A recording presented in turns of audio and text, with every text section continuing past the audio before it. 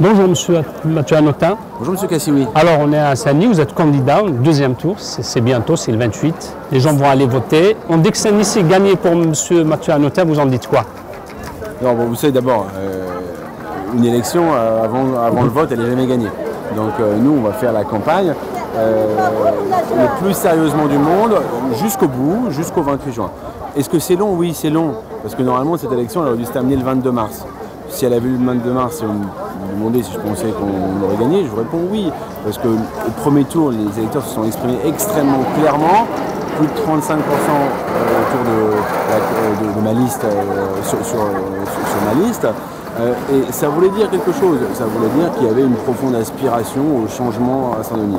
Qu'il y avait 76% des électeurs qui n'ont pas voté pour le maire sortant et qui pensaient à des titres divers et variés que la situation n'était pas bonne dans notre ville. Donc c'est le 28 juin, donc c'est une campagne atypique parce que là maintenant, même la campagne du second tour qui normalement dure 5 jours, là, elle est dans une forme de longueur, mais on profite de ce temps pour aller à la rencontre des habitants, pour discuter, ça se passe très très bien, et pour construire des nouvelles solutions encore.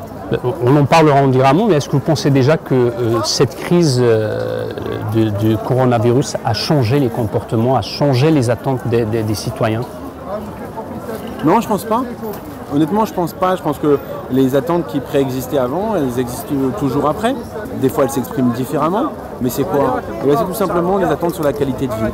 C'est de dire qu'on ne supporte plus de voir notre ville se dégrader et qu'on voudrait tout simplement voir que dans quelques années, se dire bah tiens, on vit mieux à Saint-Denis. La qualité de vie s'est améliorée. Ça, c'était présent avant le premier tour. Et ça l'est toujours aujourd'hui. Je suis convaincu que ça le sera encore demain si d'aventure on gagne. C'est-à-dire que je ne pense pas que la police française est comme la police américaine. Voilà, je pense qu'il y a des gros problèmes dans la police française. On l'a vu encore très récemment à l'île Saint-Denis, où voilà, il y a eu des phénomènes de racisme qui d'ailleurs ont été condamnés. On l'a vu sur des expressions absolument intolérables sur certains réseaux sociaux qui doivent être condamnés fermement. Mais je ne pense pas qu'on est dans le même problème systémique en France que ce qu'on est aux États-Unis. C'est pour ça que je me méfie toujours des comparaisons qui vont parfois trop vite de ce point de vue-là. Ben, écoutez, nous on veut évidemment renforcer la police municipale à Saint-Denis, mais avec une grande exigence, et c'est une garantie que je donne aussi aux concitoyens et aux concitoyennes sur la qualité du travail qui sera celui de la police, quoi. Et évidemment, je ne tolérerai aucun acte de violence ou de racisme de la part de la police municipale demain. Il faut s'interroger d'abord sur la nature du développement économique et puis après de voir comment est-ce qu'on arrive à le faire rayonner. Il y a le passé, honnêtement. On voit que ça n'a pas complètement marché. De faire venir des sièges sociaux, c'est pas ça qui produit de la richesse et de la création d'activités. Moi, ce qui m'intéresse, honnêtement, je vous le dis, c'est surtout l'avenir. On a 4 ans devant nous, avec l'arrivée des Jeux Olympiques et Paralympiques, pour changer la donne sur le territoire. On a un effet accélérateur.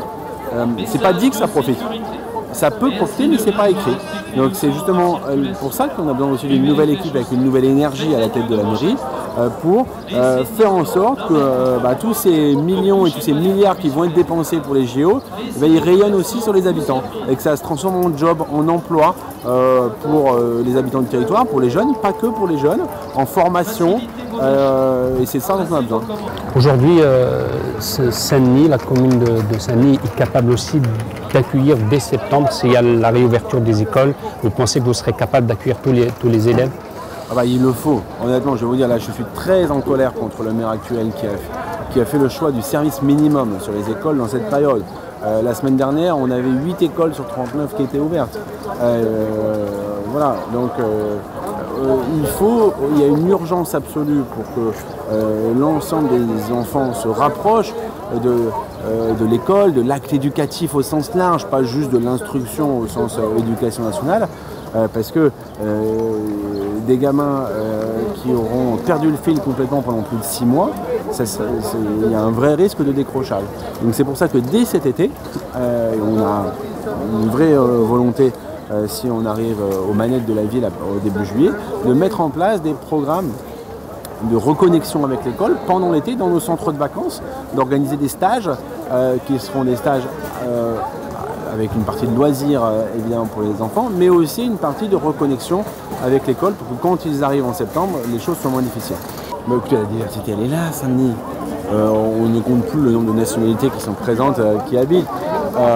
Certains disent 130, d'autres 140, enfin peu importe. Je veux dire, ça veut dire qu'on a le monde entier est à Saint-Denis. Donc moi je ne pense pas qu'il y ait un enjeu de savoir s'il faut plus ou moins de diversité. Ça n'a pas de sens de dire des choses comme ça. La question c'est comment est-ce qu'on a une ville qui pour tout le monde permet le progrès. Qui pour tout le monde permet l'amélioration de la qualité de vie dans l'espace public, où tout le monde peut retrouver du plaisir à être dehors la journée, le soir en particulier, où tout le monde se sent un peu rassuré. Voilà, c'est ça les enjeux.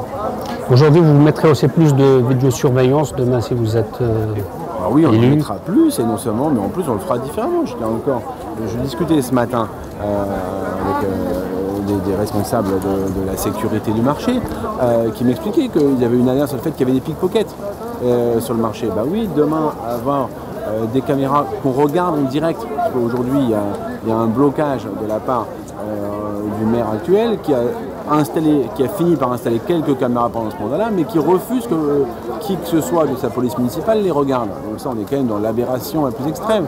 Là, typiquement, ce matin, on a des pickpockets. Oui, on aurait besoin de quelqu'un qui est derrière la caméra pour aider les forces de police qui sont sur le terrain. Ça semble tellement logique que quand je le dis, j'ai l'impression de paraître un peu idiot. Mais c'est parce que c'est la situation actuelle qui est ubuesque et anormale.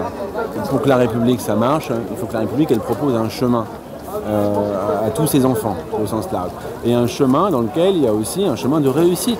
Un chemin de réussite personnelle pour chacun. Ça ne veut pas dire que tout le monde va être milliardaire ou je ne sais quoi, mais qu'il y a une place de montrer la République, elle doit montrer qu'il y a une place pour chacun. Bah, c'est ça, à notre niveau, auquel nous, on veut contribuer. De montrer qu'à Saint-Denis, oui, on a le droit aussi de réussir quand on habite à Saint-Denis. Et je pense que si on réussit à faire cette démonstration-là, ce sera un grand plus pour la République, parce qu'on montrera que nos banlieues, plus qu'être considérées comme des problèmes permanents, ça peut aussi devenir des solutions demain. Voilà, c'est à chacun aussi d'assumer ses responsabilités, parce qu'on ne peut pas vouloir que les choses changent à Saint-Denis et ne pas aller voter. Parce que ne pas aller voter, c'est permettre au système existant aujourd'hui de se maintenir en place. Donc maintenant, c'est à chacun et à chacune d'entre vous de prendre ses responsabilités et le 28 juin d'être au rendez-vous. Merci à tous. Merci à vous, Thierry Notin, merci, au revoir.